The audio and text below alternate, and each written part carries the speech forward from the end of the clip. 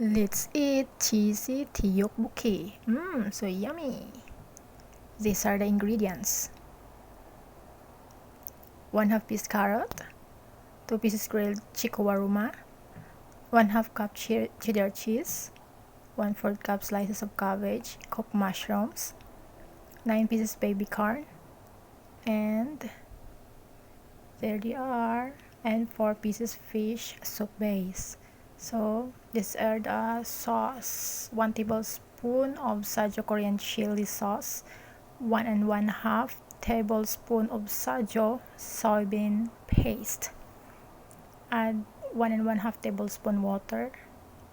Mix until will dissolve and set aside. Boil water first and then add 4 pieces of soup base. Remove soup bags.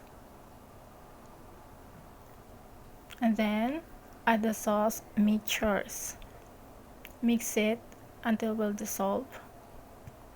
1 teaspoon sugar, 1 teaspoon salt, mix 1/2 pak tteokbokki and slices of carrot. Mix grilled chikowaruma, mix it, baby corn, mix it again, and slices of cabbage, and cooked mushrooms, and mix it again, and add kimchi, and add again the cheddar cheese. Mix it until will dissolve. That's it, guys. And add 2 teaspoons of sugar. Mix it again and then serve with hot love. This is my version of cheesy tteokbokki. Thank you for watching.